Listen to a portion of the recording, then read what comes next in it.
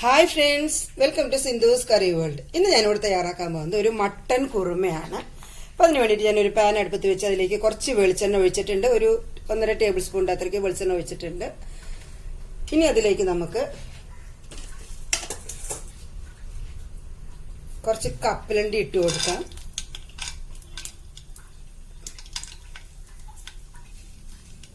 കുറച്ച് ഇഞ്ചി അരിഞ്ഞത്, കുറച്ച് വെളുത്തുള്ളി, പച്ചമുളക്,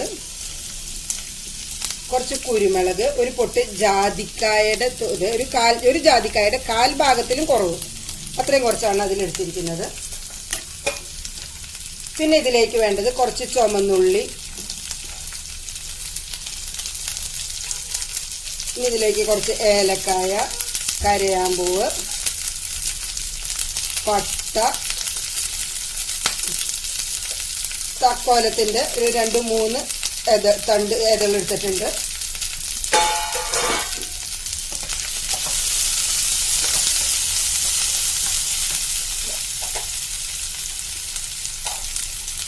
ഇനി ഇതിലേക്ക് ഒരു ചെറിയൊരു സ്പൂൺ കൊണ്ട് ഒരു 1/4 സ്പൂൺ ജീരകം,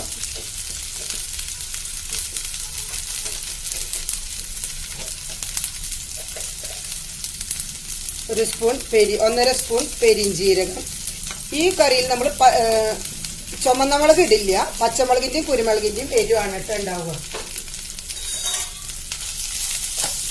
ഇനി ഇതിലേക്ക് ഞാൻ കുറച്ച് ഒരു 2 ടേബിൾ സ്പൂൺ അത്രയ്ക്ക് ഇത്രയും നാളികേരം ഇടുന്നുണ്ട്. അത് നല്ലോണം മൊരിയൊന്നും വേണ്ട, അതൊന്നും അതിന്റെ പച്ചമണം മാറേ വേണ്ടു, കളറ് മാറണ്ട കേട്ടോ.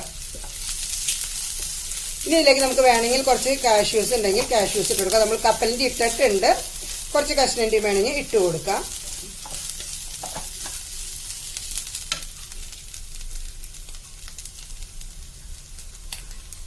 ഇനി ഇതിലേക്ക് ഒരു 2 തണ്ട് കറിവേപ്പിന്റെ ഇലയും കൂടി ഇട്ട് കൊടുക്കാം.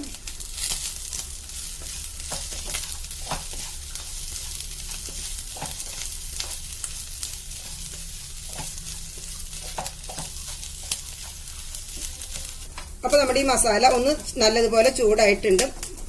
ഞാൻ ഫ്ലെയിം ഓഫ് ചെയ്തു. ഇനി ഈ ചൂടിലിടുന്നു ഒന്ന് മൊരിഞ്ഞാൽ മതി. നാളികേരത്തിന്റെ കളറൊന്നും മാറണ്ടെന്ന് പറഞ്ഞിട്ടുണ്ടായിരുന്നല്ലോ. കളറ് മാറണ്ട, നല്ല എന്താ പറയാ പച്ചമണം ഒന്ന് വിട്ടാൽ മതി കേട്ടോ. അപ്പൊ ഇനി ഇതൊന്ന് ചൂടാകട്ടെ. ഇനി ഞാനൊരു കുക്കർ അടുപ്പത്ത് വെച്ചിട്ടുണ്ട്. അതിലേക്ക് ഒരു 600 ഗ്രാമിന്റെ അത്രയ്ക്ക് മട്ടൻ ഇട്ട് കൊടുക്കുന്നുണ്ട്.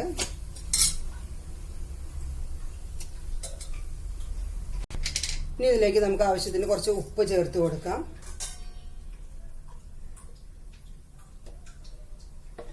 ഒരു 1/2 ടീസ്പൂണിന്റെ അത്രയ്ക്ക് മഞ്ഞൾപ്പൊടി, ഒരു 2 ടീസ്പൂൺ മല്ലിപ്പൊടി. ഇനി ഇതിലേക്ക് ഒരു 2 സബോള അരിഞ്ഞത് ചേർക്കുന്നുണ്ട്. 2 തക്കാളി അരിഞ്ഞത് ചേർക്കുന്നുണ്ട്.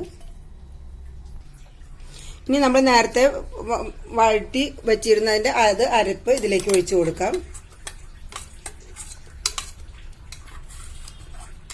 നാളികേരവും കപ്പലണ്ടിയും ഇഞ്ചി, വെളുത്തുള്ളി, പച്ചമുളക്, ചുമന്നുള്ളി എല്ലാം കൂടെ ഇതിൽ പച്ചമുളകിന്റെയും കുരുമുളക് പൊടിയുടെയും എരിവാണ് ഉണ്ടാവുക കേട്ടോ. ഇനി ആവശ്യത്തിന് വെള്ളവും ഒഴിച്ചു കൊടുത്തിട്ട് നമുക്ക് ഇതിനെ അടച്ചു വെച്ച് വേവിക്കാം. ഇതിലേക്ക് നമ്മൾ ഉപ്പിട്ടിട്ടുണ്ട് കേട്ടോ.